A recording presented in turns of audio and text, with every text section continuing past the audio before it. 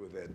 So today we're going to start off, John, our president-elect and professor and head of professional development, will chair the panel, and then it's your turn. So we'll hopefully leave about 25, 30 minutes. Thank you. Good morning, everybody. Okay, so this panel is going to be about, again, sort of going on the model that we did yesterday. We had some discussions before the conference, and we've been working hard, and this will be some of the things I'm going to reflect on, to think about not only just what are we doing with restorative practices, but the extent to which inside our own organization are we reflecting the things that we're supposed to be teaching. One of the things that we're in the process of self-study, I think Linda's going to say a few things about that for our reaccreditation. One of the things we talked about and touted about ourselves was transparency, openness, the fact that we share information with all of our internal stakeholders and things like that. But also one of the things that we reflected on was, to what extent when we hold events like this do we do that with all of you? We're not a membership organization, but at the same time we're all a part of the same restorative practices community and family, and a lot of the relationships in the room go back 10, 20 years or more, or if you're new, I think you sense that there's a lot of cohesion here, and that we should be including other people's voices too. So part of what we're going to reflect on is things that, the question that I asked everybody to reflect on is, what's been the most important thing to you about your work or development in restorative practices, internally or externally to us, but also in the rest of the world, over the last year? So before we do that, let's just do some quick introductions. We'll go down the line, and then I'll start by saying a few things, and then So I'm John Bailie, Director of Continuing Education and Associate Professor. I'm Linda Kligman, Vice President for Advancement. Good morning. I'm Craig Adamson. I'm a faculty member in the IIRP, and I'm also the Executive Director of the Model Programs Community Service Foundation and Bucksmont Academy. Good morning. I'm Patrick McDonough, and I'm an unrepentant academic with 50 years in higher education, and I'm the Vice President for Academic Affairs. Good morning, I'm Davey. I'm the Chief Executive for IIRP Europe, representing in particular CSF Hungary with Vidya Negria as part of our organisation. And I'm Bruce Schenk, Director of IIRP Canada. And I'm Terry O'Connell from Australia, and I'm involved with the IIRP. Okay. So we're just going to take a few minutes apiece, and then, like Ted said, we'll open it up for everyone else to say whatever it is you want to say. I guess for myself, the obvious thing that I guess would be expected for me to talk about, but I'm not going to spend much time on it, is, we've had a rapid expansion and adoption of a lot of our restorative programs.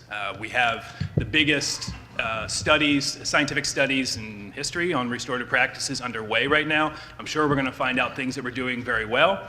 We know the practices work, but I'm sure we're going to find gaps too. And the way we actually design those studies, one of the things I think I'm proud of about us as an organization is to look into the things that I know we're not doing as well as we can.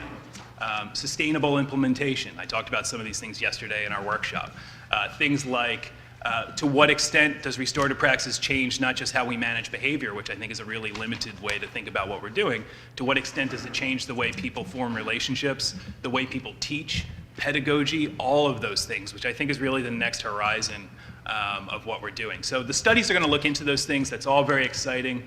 We're holding professional development all over the world very reliably. We've just about tripled how many events we're holding, and I think one of the positive things behind that is we couldn't have done that 10 years ago, not because we couldn't have had the staff to pull it off, but because there wasn't that level of interest. The nice thing now, just so everybody knows, we'll probably hold about 70 professional development events this year or more, and they're in every major city in the US, as well as Canada, places in Europe, Australia. We've done events in Singapore. There's events happening in Central and South America, and people are coming. And we recognize we're not the only people on the planet interested or knowledgeable about restorative practices, nor do we have the only language or frameworks. But one of the things we've tried to provide is, because we have infrastructure, which is, everybody has brought something special to the table in this journey with defining what restorative practices really means. One of the things that Ted was a master at, and a lot of us have become good at, because we spent a lot of time and energy on it, is how do you organize people? How do you create a platform? It's one thing having great things to say, but how do you create a platform where people with the right ideas at the right time can actually be heard? I read a study recently that said, it was talking about the percentages of actually genius level IQ. It was about geniuses, about genius level IQs in different parts of the world. And every culture pretty much produces the same amount of high IQ, high functioning people with tremendous ideas. The difference is there's only certain areas of the world where you have a functional platform to get those ideas out.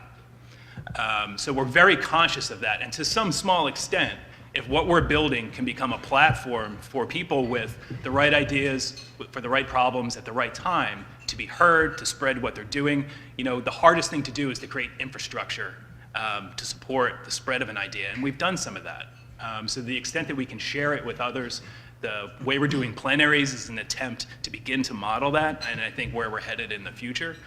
So I think that's a very exciting idea. It might sound like a small thing, but it's incredibly important. I mean, in deciding what the Institute wanted to be when we grew up, well, we've grown up now, and okay, we're a graduate school.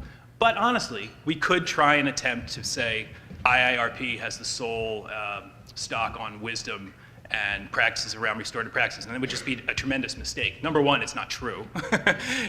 Number two is, if this is going to become not just a set of practices that are useful in different settings, and it's truly going to become what I think it should become, which is a new social science, that's going to take all of us. It's going to take openness and flexibility, but it's also going to take some amount of coordination and infrastructure to pull off that argument. I think it's going to be a successful argument, but we certainly haven't done anything we've done by ourselves, and we can't do that, certainly without ourselves either. So the last thing I'll say, and then I'll pass the mic, is one of the things that stands out to me most about this year is, and really a couple of years hence, the extent to which we've done the hard work internally between people like me and Linda, Craig, and especially the international directors like Les and Bruce, is to take a look at ourselves and say, to what extent are we practicing the same kind of dialogue and openness that we spend time teaching other people? And in some ways, frankly, we weren't doing very well. I think we finally, like Terry would say, are having the right conversations. And I think to some extent, some of the things we debated were reflected in the movement as a whole. So are we here to debate around who has the best model of circles? I mean, anyone who's been involved for the last 10 years would know there was a lot of debate around that. I still think there's important questions around that, but I don't think that's the most important issue. I think there's a potentially infinite variety of practices that can match with the core ethos of restorative practices. So that's not really the main question. I think the thing that we've begun to unify around, and I see it in your presentations, I hear it in private conversations, is I think what we've defined and are beginning to define more than anything is there's a set of truths about the way human beings are literally hardwired to relate to one another. And practices and models are only important to the extent to which they allow people to relate with each other in the way in which they were meant to relate. They don't have to relate that way. As we know, you can set up systems that run counter to human nature, and people can actually choose to work and live in them and function in them. They just don't function very healthy, So I think what we're trying to do, if we can define more and more clearly what those practices are, allow it to expand, to get things outside of even the restorative world, I think it pulls in, a lot of people have talked about neurodevelopment, things like social and emotional learning, and a lot of other topics that I think we can pull into the restorative framework will become an expansive thing and not just an inward-looking movement. So that's the thing I was most excited about for this year.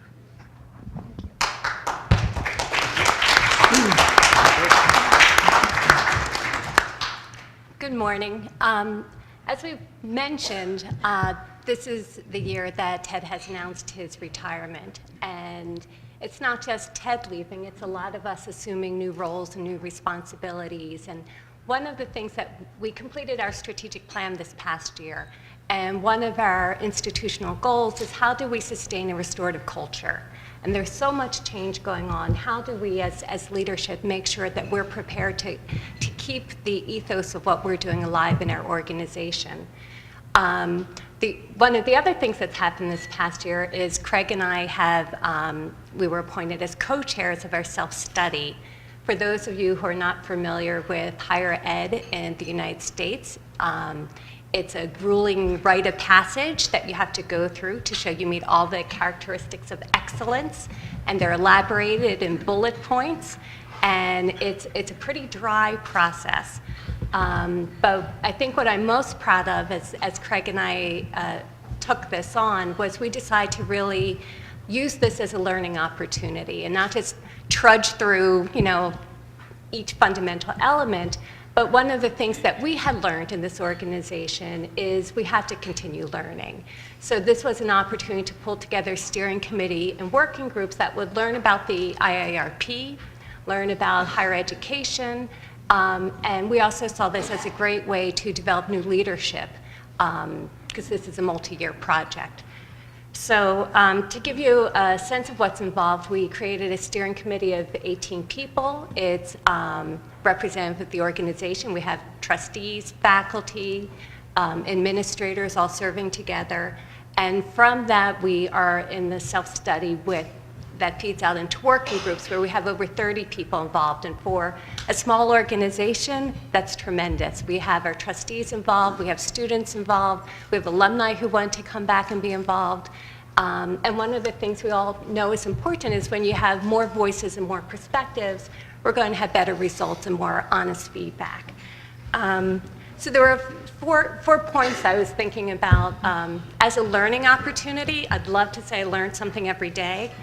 Some days I don't learn anything, I just end up reflecting, and by the end of the week I usually learn something, but it's been a really difficult process.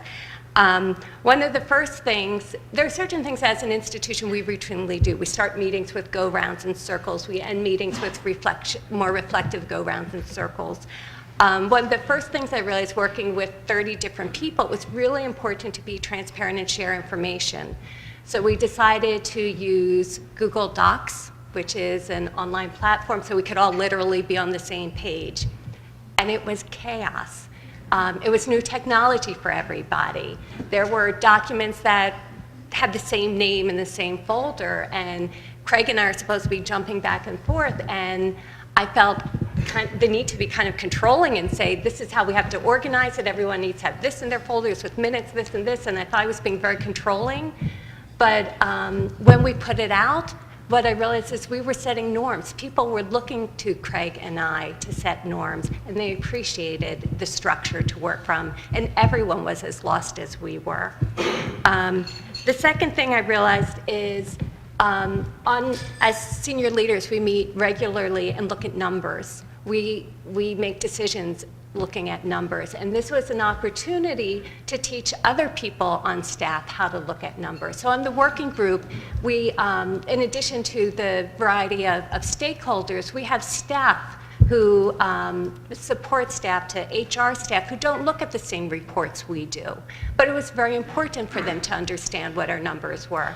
So we learned to pull evidence. So, we're excited graduation enrollment rates this past year are up 35%. But when you drill down from that, what we saw was that it used to be most of our students were from Pennsylvania. This past year, we had more students from outside of Pennsylvania from inside. We had 67% outside.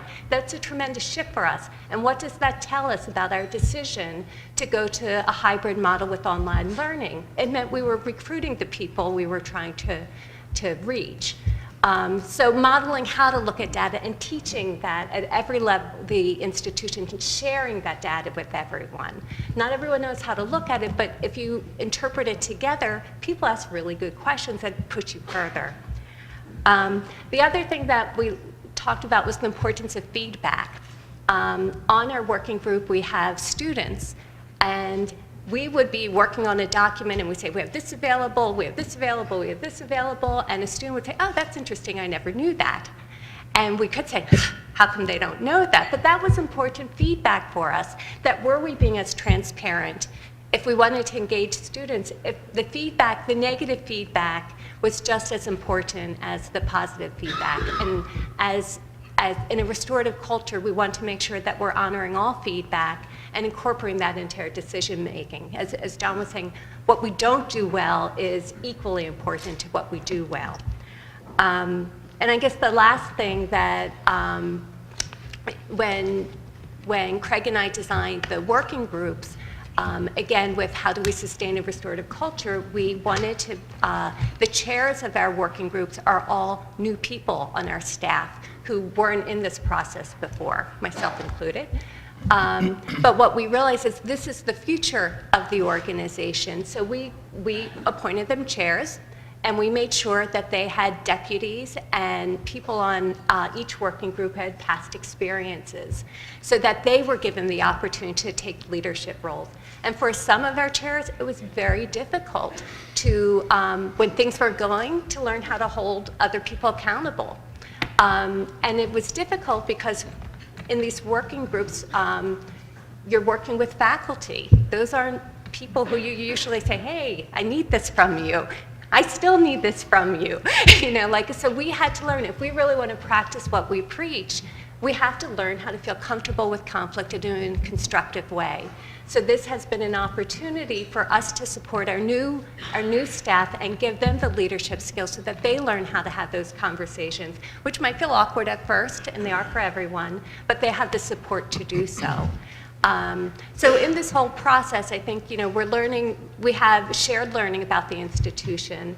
I think we're getting really great ideas of what we can do better. And I think what I feel most grateful for is I feel like I've had the opportunity to build relationships with people in the organization I didn't get to work with on a daily basis. And it's been a really fun experience. Thank you.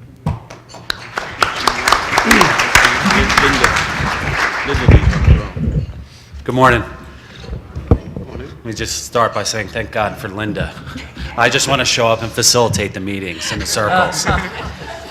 I wanted to talk about two different things in regards to, so how is this field moving forward? One, for me in my role, is within the graduate program, and the other is within my role as the executive director in the model programs.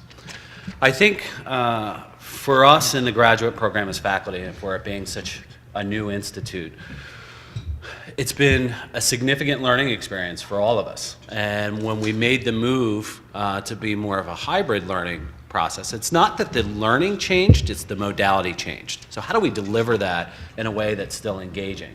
We're talking about when we would do PD events or when we would do our courses, we're sitting with each other, engaging with each other, we're doing role plays, we're processing things. Now we're moving to this online format, and how do you do that? How do you create that atmosphere for students? And we spent a lot of time together talking about that, and honestly it was going outside of what we knew and experiencing other institutions and what they were doing to be able to engage students. And I think what we did is we came back and we said, we're all learners in this, not just the students, but the faculty members as well.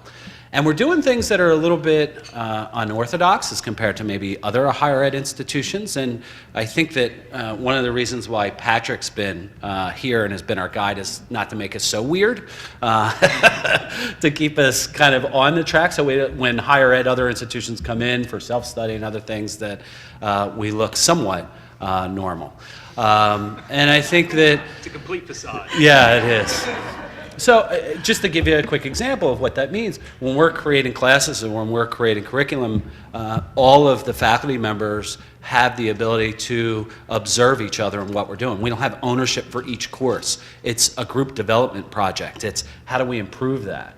And we're asking for students at the end of every course, we're saying course improvement, and it's just not at the end. Give us feedback. What does that look like? And so everybody has stake in the development of these courses. I think that for me, one of the major changes or changes in my thinking about online pedagogy and what does that look like is I was part of the first graduating class, the graduate school in 2008, and that was a very much intense personal experience and counseling and the processes we went through.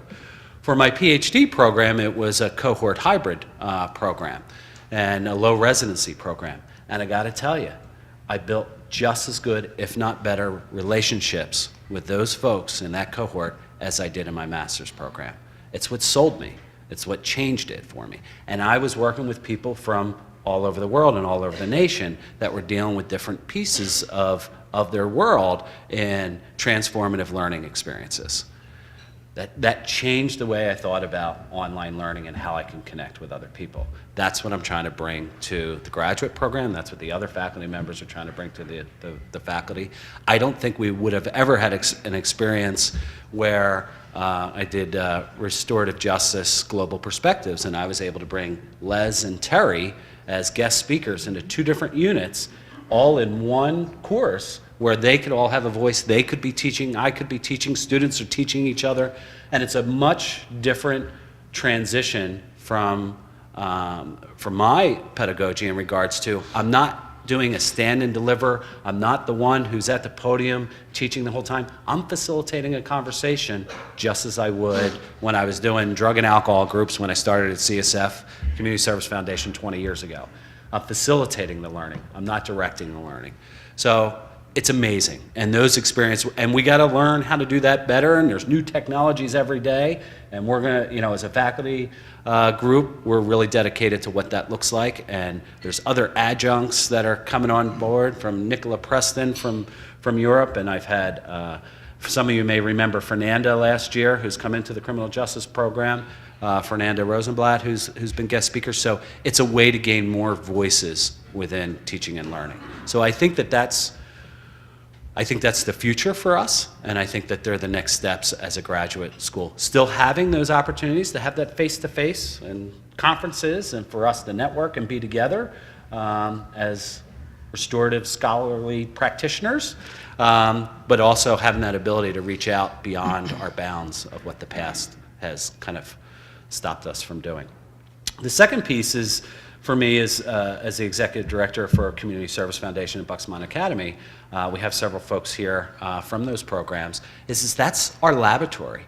That's our laboratory to try new things. We have staff coming, working with really difficult populations and finding new ways to do things every day. For us, especially in the juvenile justice and the children and youth arena, it's been very difficult economically over the last several years. And how do you still sustain the quality of your business while delivering really good services for kids and community? So we've stayed true to our ethos and our mission.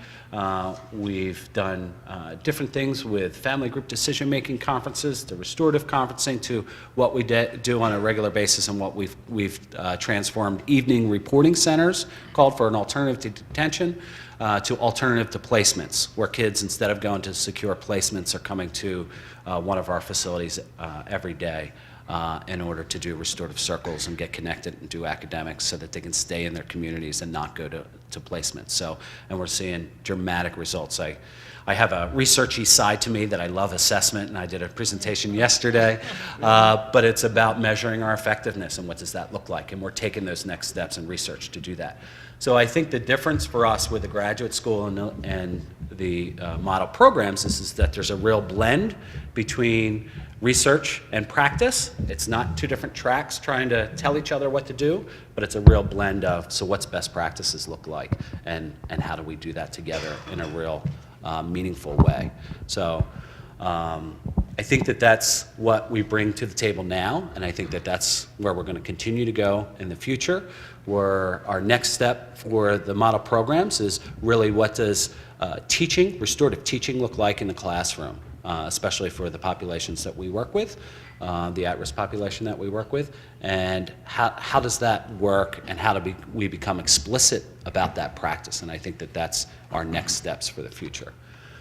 The last thing that I'll end with is that this is just kind of a call to arms, if you will.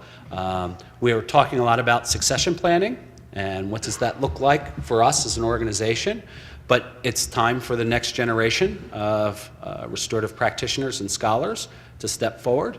I'm one of them, and take that commitment really seriously and that responsibility, and I challenge everybody in this room to do the same. And it's not about IIRP having this is about taking those next steps, each of you individually, in whatever world you're doing that in. I know at the end, our capstone event for our graduate school is about doing a restorative project and taking a look at everything that you've done over your course in your graduate program. And those projects and that paper and that capstone, this is what is going to be their next step. And I think that's where this is, as a social science, is going to spread. And I like the idea that we have conversations about, is it relationships? Is it behavior? What is it? Let's define it. It's the same thing that happened in psychology as a social science. It's the same thing that happened in criminal justice. So if we legitimize what we're doing as an actual social science and have controversy and have conflict, that's really good. That's how this is going to grow, and that's how this is going to continue to go worldwide. So, thank you.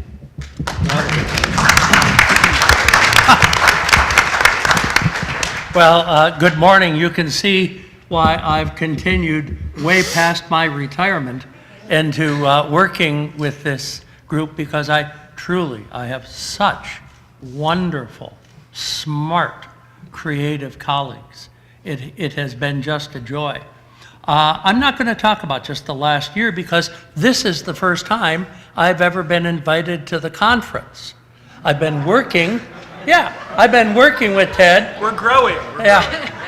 I've been working with Ted, first as a consultant and then as the chief academic officer since 2005. But I didn't get to see you. My job has always been year-round but part-time. So I'd get on American and fly to Philadelphia and get in the car and everything. It was good for my frequent flyer miles. But I'm getting old for that stuff. So at any rate, this room is full of people whose names I have heard before, and I'm so glad to meet you. Now, it is true that I'd met Terry O'Connell before, but I came anyway.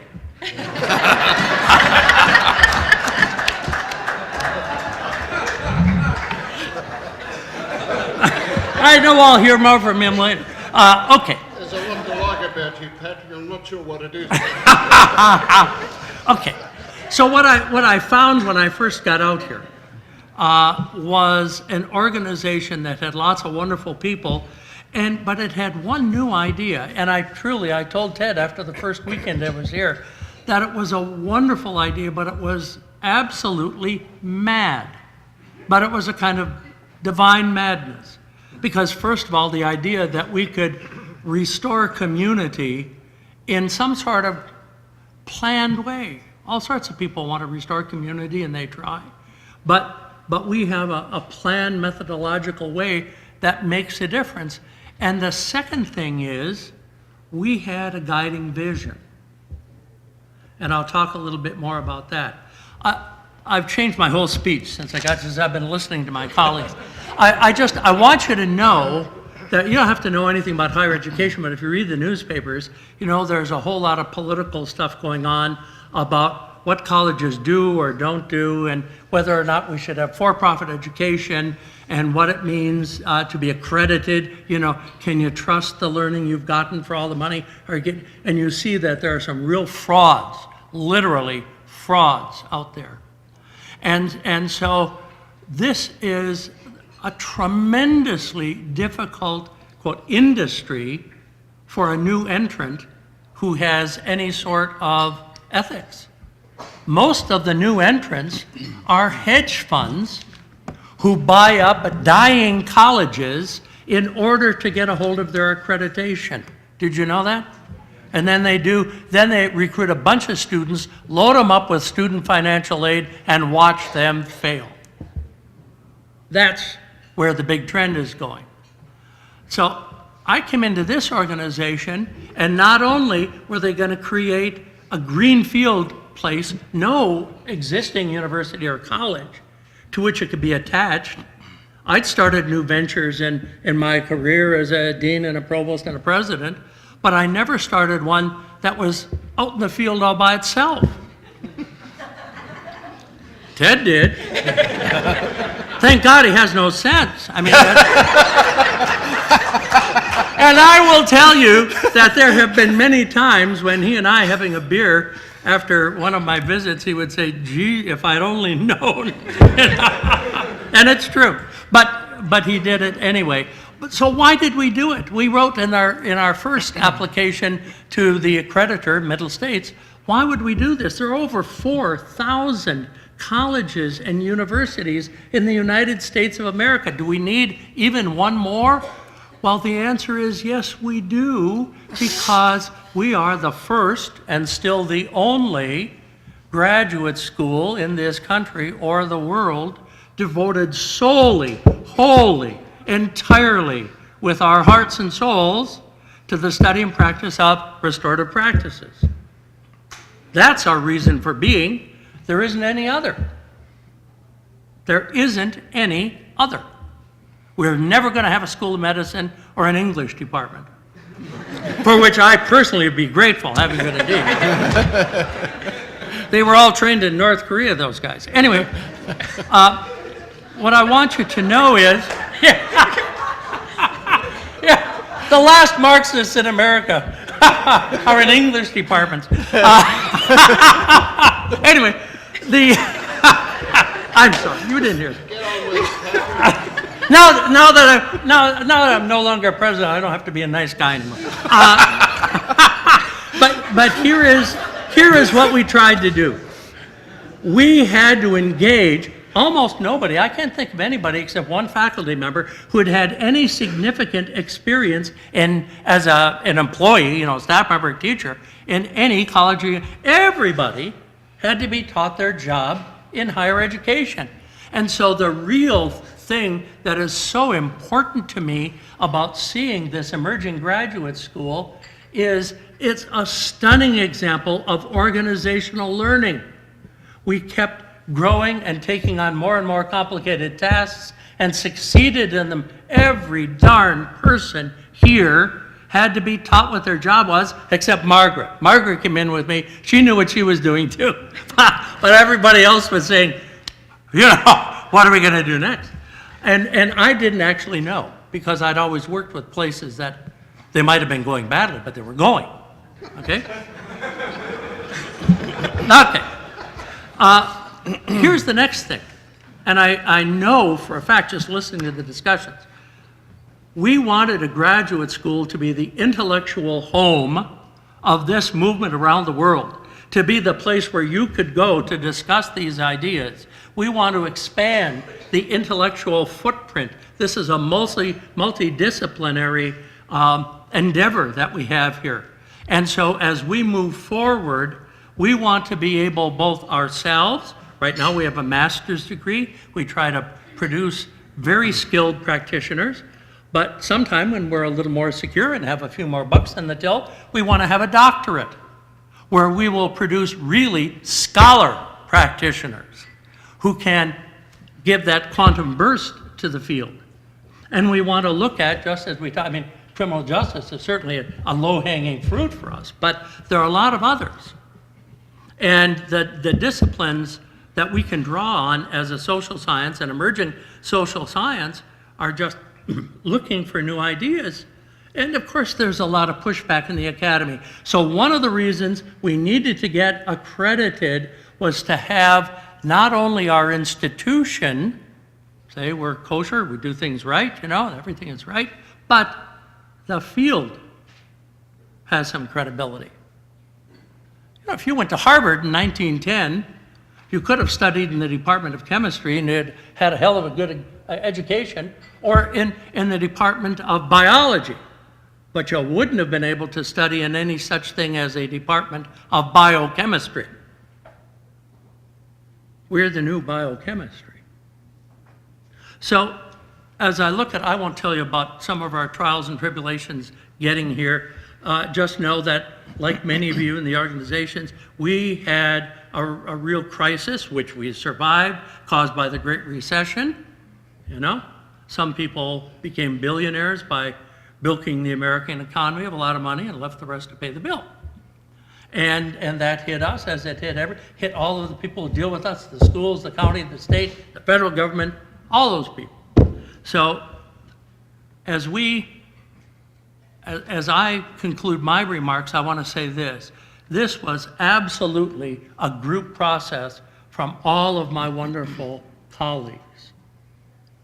But it did have a sine qua non, that without which there is nothing. It had a visionary leader who was all in, completely, totally committed. His life, his work, his livelihood, to making this work to achieve the dream of this graduate school. And as I pass the mic here to my colleague Les, I just want to remind you that Shakespeare, where I started my education 50 years ago, says, "We are such stuff as dreams are made on."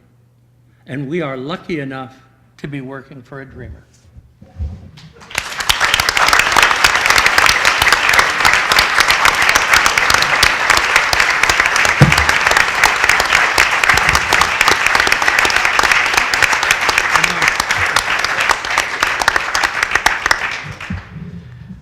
I've been sitting here thinking, as the mic was coming this way, follow that, follow that, follow that, and I'm thinking, I won't even try to follow that, Patrick. But I suppose then, how do we take this dream and make it into a reality around the world? And along the way, I also back in 2000 met up with Ted and started Real Justice UK.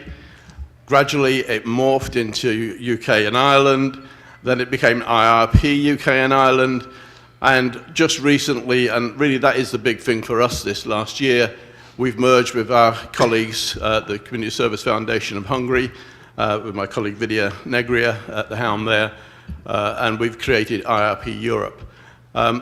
It isn't like an effort to try and take over what's already happening well in Europe, people like the European Forum for Restorative Justice, but it's about trying to coordinate our efforts across the whole of Europe and to offer a platform for people to actually link into our trainings and therefore through our professional development offerings to actually then link in with the graduate school here in the US. So a combined effort, I suppose, gradually as we move forward, offering professional development in London, Manchester. In April this year, we ran a course in Budapest at our training centre there, and in a couple of weeks' time, we're about to run our first course in Amsterdam, which I think Ted mentioned quite a lot about yesterday. So it's about trying to pull in all of our partners that already exist in, for instance, Rolf von Parky's organisation, as Ted mentioned yesterday, but we've got others across Sweden, in other parts of Scandinavia, Spain, Portugal, those sort of areas that we're trying to work with and gradually combine our efforts together. So putting on events that support the graduate school but also offer a local source of professional development and a sustainable and economical model that allows people locally to actually access what IIRP has to offer. So IIRP Europe is an integral part of IIRP. We're not a separate entity at all. We are an integral part of IIRP as a whole. I suppose the other thing is that by offering the opportunity to work with our partners, we can offer them a way of spreading their word. And as, again, as people have been saying, it isn't about just IIRP strutting their stuff and trying to sell our goods. It's about being a representative body for restorative practice nationally and globally. So the regional identity within Europe, hopefully we're going to enhance by running a regular conference in somewhere within Europe. And I'm pleased to say that we're going to do this biannually to fill the gap in between the years of the European Forums Conference, which tends to mainly focus upon criminal justice and restorative justice. And what we will be doing is alternate years running a restorative practice conference, a 3-day international event based somewhere in Europe. And really my main announcement to you all here and invite is for you to come across in June to Budapest in Hungary, where we're going to hold the first of our biannual international conferences. So put them in your diary. It's the 10th, 11th and 12th of June next year, and we'll be very pleased to see you there. Short and sweet. Terry says he wants to show of hands who's going to attend. So short and sweet from me, because my colleagues have said it all, so I'll pass over to Bruce.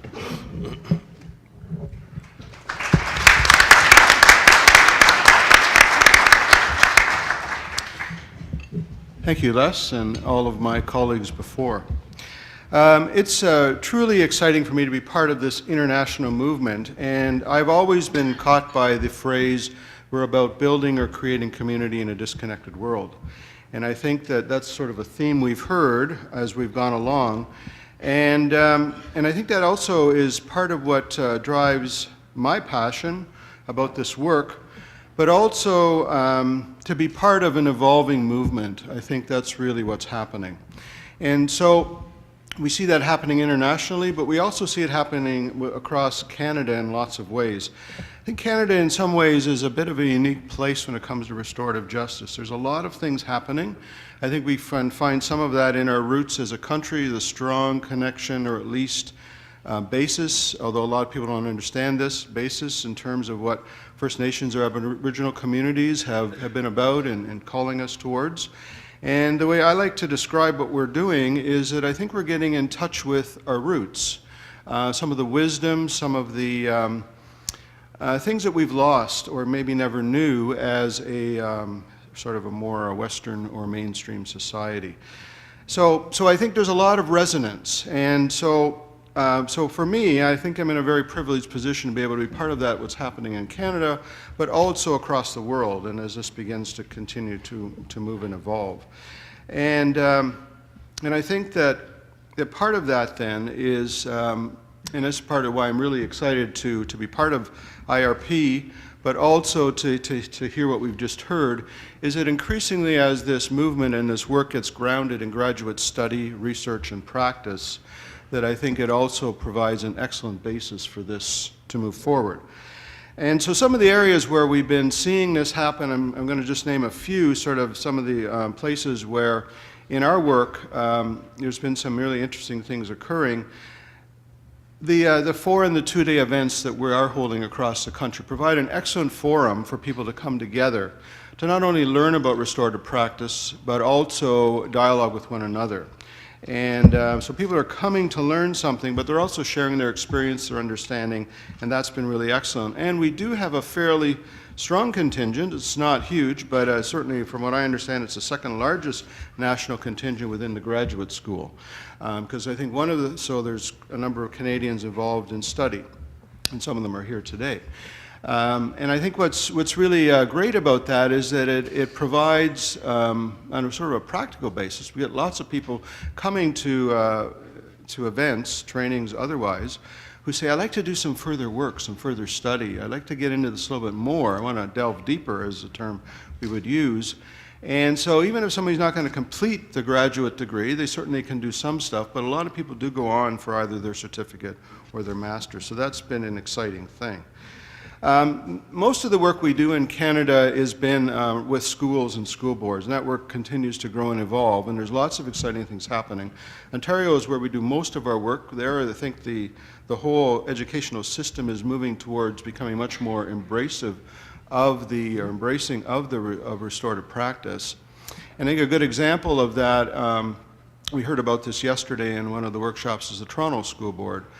Fourth largest school district in North America with close to 600 schools. We've just trained 24 new trainers for the school board, and Ruth and Cindy are here, talked about that yesterday, along with lots of the other exciting things that are happening, both with students but also with staff. There's also another interesting thing that's happening in the workplace.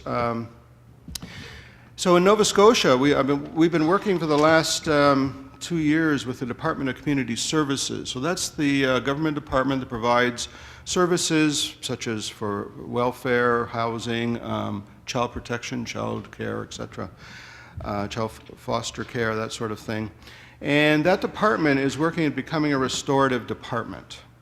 And not in terms of the service they provide, but rather using it as a workplace thing to create a more restorative workplace, a more restorative community connection, with the idea that it will cascade to the work they do. And so they've developed a whole model of how to do that, and they're working on that. And earlier, Craig talked about this, that I think what the learning model is all about is facilitation of learning, but I think also as this develops in areas such as this, it's about facilitating them learning how to do this. That's been an exciting ongoing development. We also do work still continue to evolve the work restoratively within faith communities. Training that's provided, but also working with faith communities when there are struggle or conflict. But it's all about becoming more restorative, more relational, more focused on how to repair harm when that's needed. And also we're starting to do some interesting work with youth justice. There's interest, we're looking at creating a bit of a model for bringing the restorative framework, circles, conferencing within directly operated youth custody facilities across the province. That's all in early days, but we've done some training there. So that's sort of what's happened in the past. And there's some really exciting things on the horizon, such as work that's beginning. We're starting to have some work with Aboriginal communities and others across the country. So why I'm mentioning sort of those particular areas is because what's tying it together for us, what we've always really been talking about, is this idea that we need to operate out of a restorative framework. This is not about applying different practices to a particular setting, but rather it's a way of thinking and being that we're trying to create. And I think what that has done and continues to do, and I just gave those as some examples, is that it really allows for people to see the breadth of this, the application of this in lots of settings, because ultimately it is about building community where people are disconnected. And as a result of that, I think that when we start to see this as a way of thinking and being and not as a model or models or practices that we apply, and we certainly heard that theme today and throughout the conference, that I think that's the future of the field and that's the way we're moving, and I think that's certainly part of the exciting bit. So how then can we begin to move people towards having conversations that are focused on building relationships and strengthening relationships? And when things do break down, I think we bring in the restorative piece about repairing harm and rebuilding and restoring relationships. So thank you.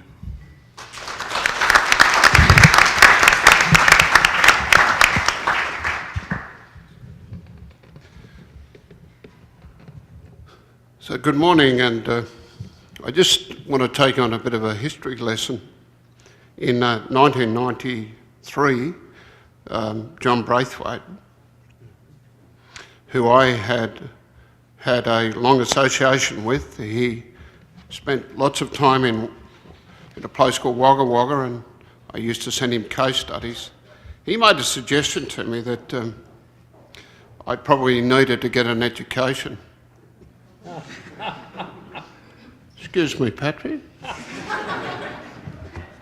In fact, he suggested I might like to apply for a Churchill Fellowship. Very interesting, and he was the professional referee, and I went for an interview, and I didn't think it went very well at all, but I ended up getting this scholarship, and what I never really understood at the time was the significance of being given that opportunity, because two really important things happened. I landed firstly in Minnesota, and then to Philly, where I spent a week with Professor Don Nathanson. And I used the expression I arrived. I got a sense of why theory was really, really important in terms of understanding practice. And Don and I actually ended up in Doylestown in June of '94. And we were dubbed as the nutty professor and the mad cop. There may have been some truth in that too, but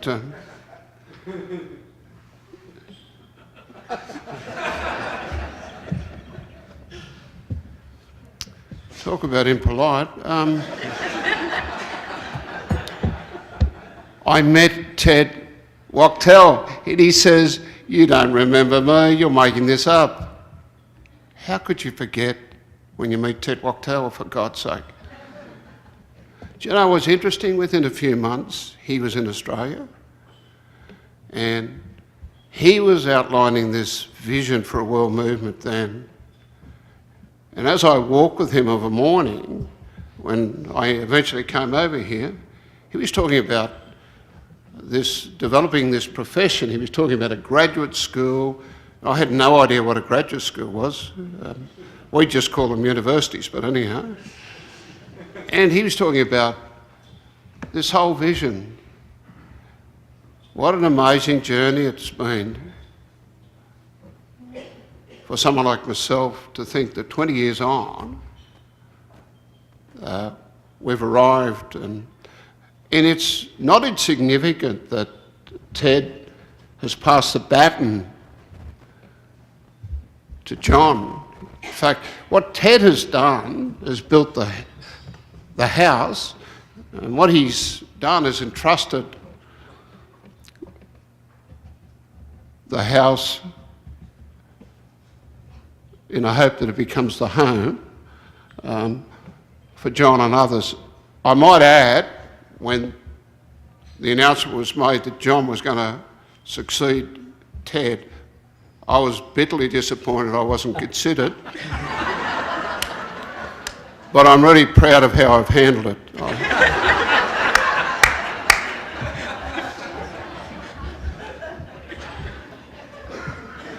Do you know it's really important in this? Whether you believe it or not, this is actually a new science. And why Bethlehem is the heartbeat is that it's the foundation on which we develop this new science. You cannot become an effective movement unless you have a really strong foundation. And the idea of actually, as Patrick described, ramping it up where we get PhD students is ultimately that point when we start to make a difference.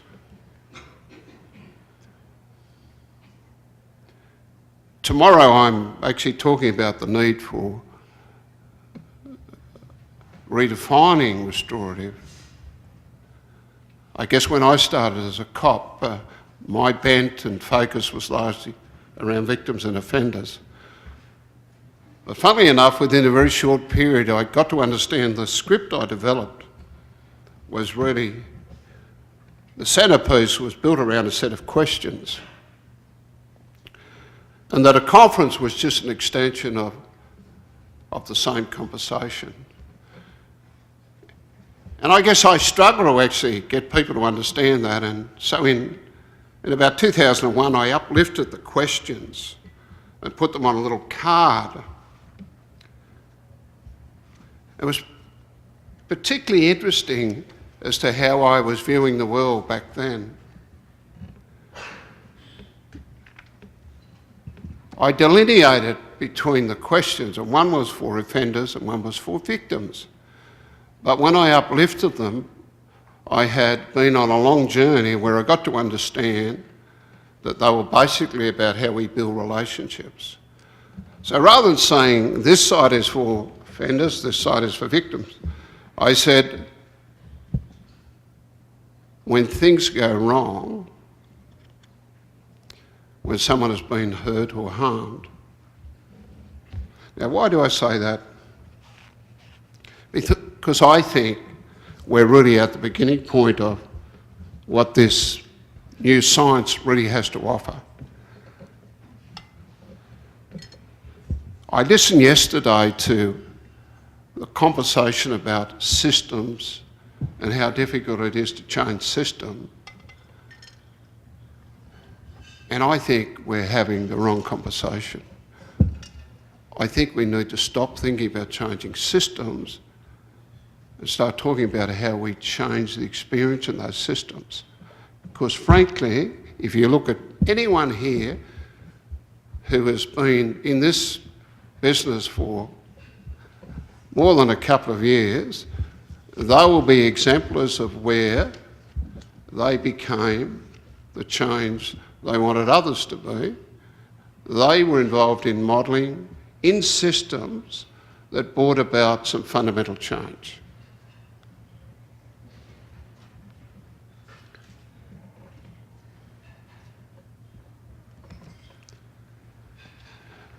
Don't try and sell this to anyone.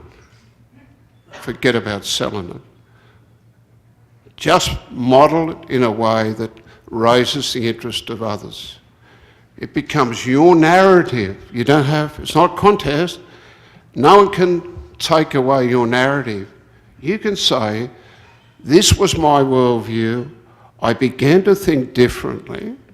I started to think more broadly about what I was doing and whether that was actually making a difference. That's how we begin. But the change process, you are it. Never imagine for a minute that it's all too hard. This system, I mean, for God's sake, isn't that about us as people? You know, what can we do? You know, I look over here at my colleague Matt Casey, who was a cop, not a very good one. But I could tell you the best work that Matt and I did over a 4-year period in a large police service was bring about some fundamental change in 2 large policing areas. Extraordinary change. Then they shut us down. Why I'm saying that is the potential of this is unlimited. What we actually have to learn to do is how to sustain it in a much more meaningful way. Let me just finish by saying, last year when I was at conference, I had the good fortune to visit Don Nathanson, who's had a stroke. And whilst at one level it was sad, it was wonderful to reconnect with him. And he actually said to me, you need to remember, we're actually in the business of helping others make sense and meaning of their world. And that's what we're on about. I bang on about the importance of being explicit. And I guess I look in the middle and there's a young group of passionate practitioners in a leading edge youth agency in Australia who exemplify the importance of critical leadership and good practice in being explicit. Be able to share what you do with others so they get to really understand where in the hell you're coming from. Create experiences where you focus on making sure you properly engage so you get to collaborate. When we have the right conversation, when we're engaged, we get to learn from one another. Let me finish by saying there's a really important event on at 8 o'clock tonight, and I want you to make note of it. There is a band called Radio Free Earth. What a stupid name. What a ridiculous name. What are they like? Bloody hopeless. Terrible band, but I'm just hoping since last time I've seen them, they've improved. Good luck, guys, with the journey, and thank you. So we have about 20 minutes. I don't know, 5, 8 people. I have some chairs here to line up. Would you care to ask questions or make comments? And for those here the first day, you're often forced to ask questions, but you can just make a comment. You can say it. But keep it to a minute or 2. Thank you. Anybody coming? What?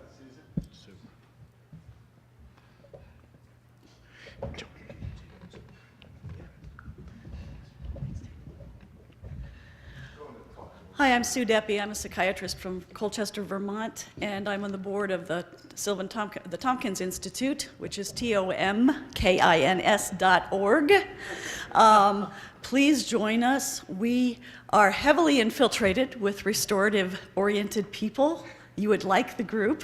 We study all the ways in which emotion, which is what motivates all of us, affect, works in our world. And I want to echo what John said, which was a very, very important statement. we are successful and things go well to the extent that we create an environment for the way people actually function and are hardwired. And Matt Casey and I are going to talk more about that tomorrow morning, but please feel free to contact us. There's also a November 5th webinar about restorative justice or restorative practices and affect that will be happening with tomkins.org, Tomkins. Thanks.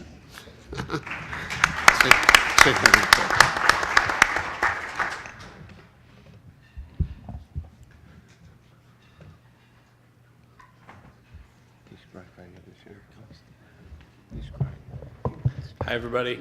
My name is Gabriel.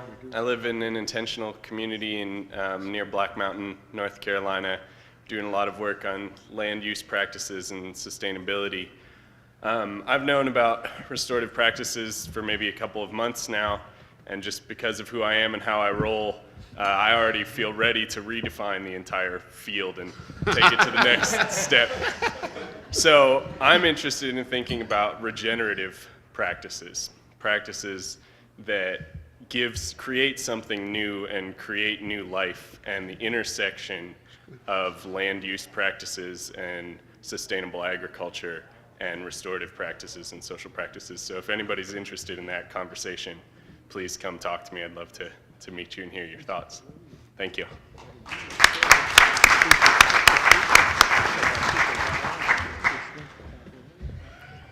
It's probably not a good idea, me coming up steps at the IIRP conference based on past history. I'm Val Keach, I'm from the United Kingdom. I just want to, I suppose, pay tribute, probably be rude, throw a few insults around.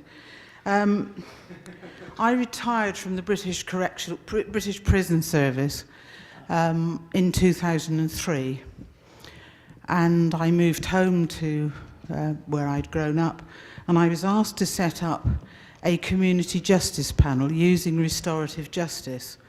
First question was, what's that? So I read a few things, I talked to our local youth justice team, and I thought, oh, I've cracked this, I understand this, I know what this is, I can do this. So we recruited lots of volunteers, and we set up these panels, not very well, but we set them up.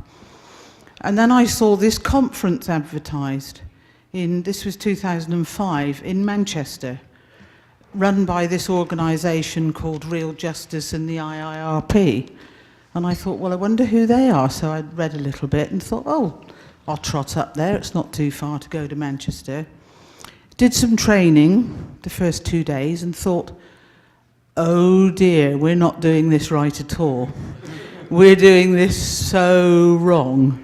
I'm going to have to go back and tell my board of trustees, 30 volunteers, actually, we ain't got this right at all. The first night in the bar at the hotel, I met this gentleman who, I was a smoker in those days, so was he, although he did tell me he'd given up smoking. I soon discovered that actually he'd given up buying them.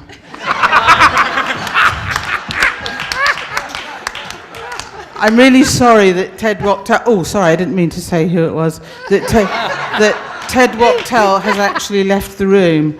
But I spent most of that week in the bar in the evenings, actually absorbing what this man had to say, because I was so excited. He was so enthusiastic.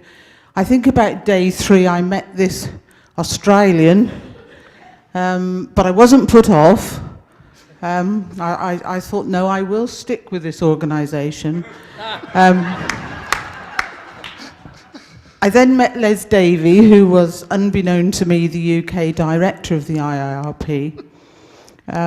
Decided I probably need to get myself trained as a trainer so that I could train the volunteers, and I've been an accredited trainer for the IIRP in the UK for 8 years, Les? 9, it seems a long time.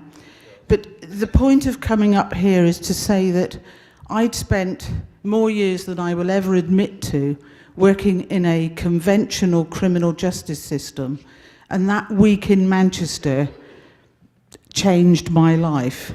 it changed the life of so many people in my community, because I went back, we changed everything we did, and we changed the lives of our community. And that's thanks to sharing cigarettes with a chap in the bar, and listening to all these wonderful people.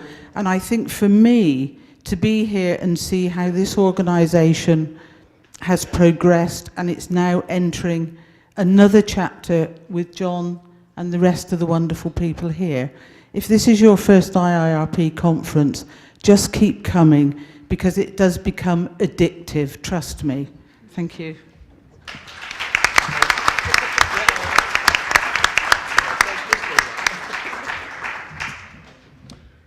Hello, my name's Reverend Alan Newton, and I'm my first time here, and I'm really pleased to be here and be connected. I've heard about IIRP for a long time and read your materials and worked with it. I've had the pleasure of working in 2 programs over the last 18 years, starting a program in Milwaukee, Wisconsin, out of the DA's office. I'm working with restorative justice in the court system. And then God moved me to Rochester, New York in a new role, and I started a program there, which we have a courts program that is community-based. And so I'm interested in talking and connecting with people here who are interested in that or are working in that. I was really surprised that there weren't as many workshops or topics on this area. I'm leading one on doing faith justice in faith communities, restorative practices in faith communities, but I thought, you know, it's old hat for everybody. I wouldn't be teaching anything new if I was doing it through the courts program, but, you know, what do you know? I learned something new. You know, one of the things I thought about next year's conference, already thinking ahead, that one would be is, how do you keep a program going 12 years without any funding at all? And we've been successful at doing that. So that'd be another thing. We might want to have a lunch conversation around that in the lower dining room around the table, if anyone's interested in learning and exploring more.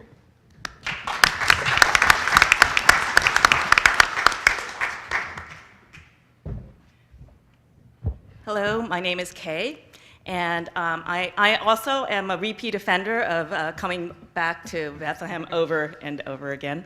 I love being in a space where we all know that people are at their best when they are empowered, valued, and connected.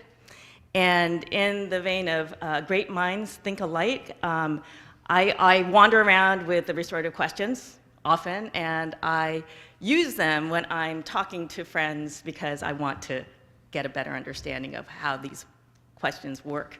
But as I have thought about how to bring that into an employment context, when you have employee complaints and investigations, the first thing that I started thinking about was, okay, which side am I going to start with? So am I going to choose to ask the questions of the person who did harm, or am I going to choose the questions of a victim? And right there, I thought that's problematic in the employment context when an employer, if you're basing your investigation on these questions, which I think should be done, that you can't express that judgment and prejudge the situation as to whether you're a victim or an offender.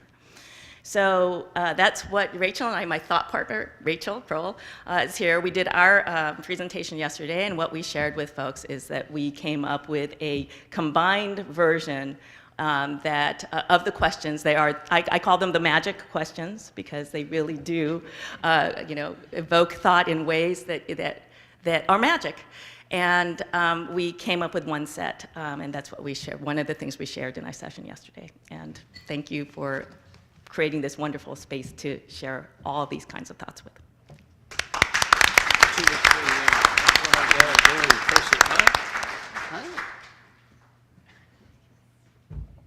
It's very difficult for me to come on stage right now because last night I spent a little time with Ted, and he nearly convinced me I don't communicate very well. which, don't worry, it'll get better. Which may be true in some regards, but the real problem with that is I'm giving a presentation tomorrow on advocating effectively for restorative justice. So.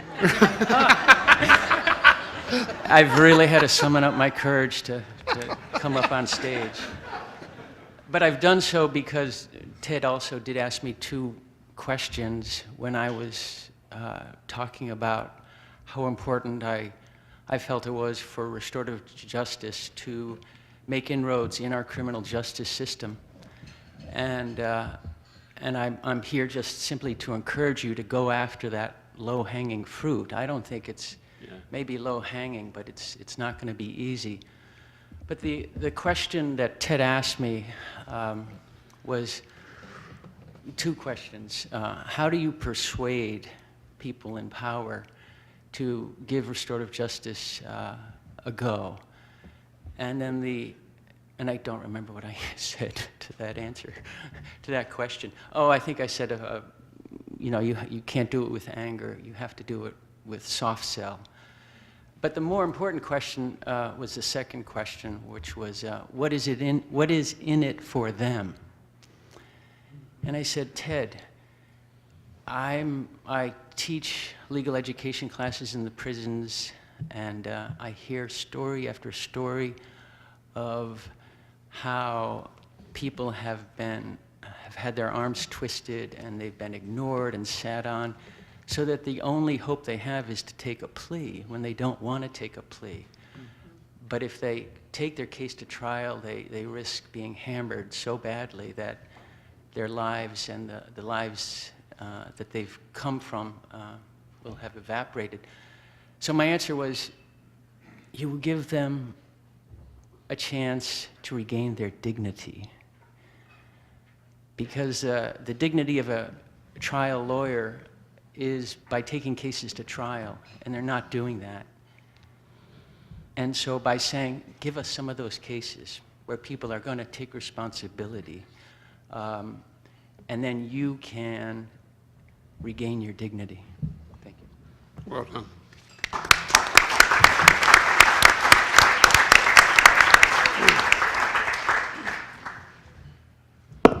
Good morning, everybody.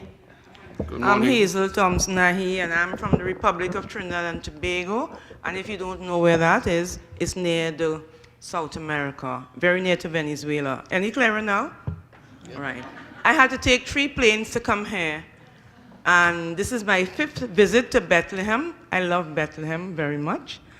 And so just do your math. If I've been here 5 times, 3 planes to come and 3 planes to go. I'm addicted to Bethlehem. I'm addicted to the IIRP. I am the #1 pest, as Sandy will tell you, and as Laura will tell you, and all the other people, and Ted, who I always harass. In my country, it's not about having the right conversation. We don't even have the right pronunciation. We do not say restorative practice, we say restorative, right? So I'm trying even to get us to say it right. We have a Ministry of Justice that says it has been doing restorative justice for years now. And we just had a conference 2 weeks ago, and I finally showed them that what they were doing was not what we know at the IIRP to be restorative justice. And I'm very grateful for this book that I got last year at my first conference, because it explains it so very well. Partly restorative, mostly, and restorative justice. It's been a journey. I have had a number of training sessions. I came here, I did a 4-day, I did, training of trainers twice for the both components. And I had a fear of doing circles. I said, well, the restorative justice part is easier. And for the first time, I did circles, and people have become so excited about circles. So my fear has dissipated.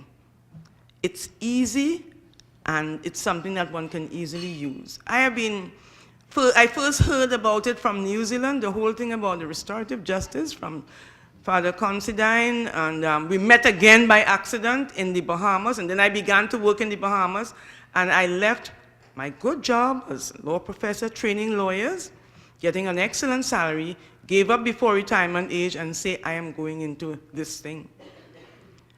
A lot of people think I'm crazy. Where's, you know, that shop down the road? Where's, and you know, the two elderly gentlemen in the store? The whole street knows me. So that when I walk into the store, I say, oh, Hazel is back again. I love this place. I'm committed to what you do. Every year I say I'm going to start the graduate program. I'm going to start it this year. I'm going to get my master's. It's been a pleasure for me to meet Terry and all the other names and all the other people. I really am committed to this. And anybody want to share with me how you get it into the mainstream justice system? Because I am known as a juvenile justice expert in the Caribbean. So I go all around the Caribbean, Eastern Caribbean, teaching juvenile justice, and it's an important part of juvenile justice because we must go diversion. We must move our youths away from detention centers. We must, and I have been a school teacher. Before I became a law professor, I was teaching primary school children, so I know what it is. This zero tolerance thing that does not work, and everybody feels you have to talk tough to kids. So I am trying. I'm not as young as I used to be. My children remind me. But I think I still have the strength to do what needs to be done. And any ideas you can pass on to me to really get it going, I would be grateful. I'm happy to be here, and I will keep coming as long as I have life in me. And I see he's passed the baton. And, well, he looks youthful enough. I think he can carry it all right. And I wish you very well. And I'm happy to be back with my IIRP family, and thank you for putting up with me every time things don't go too right. And you're here to support me. Thank you.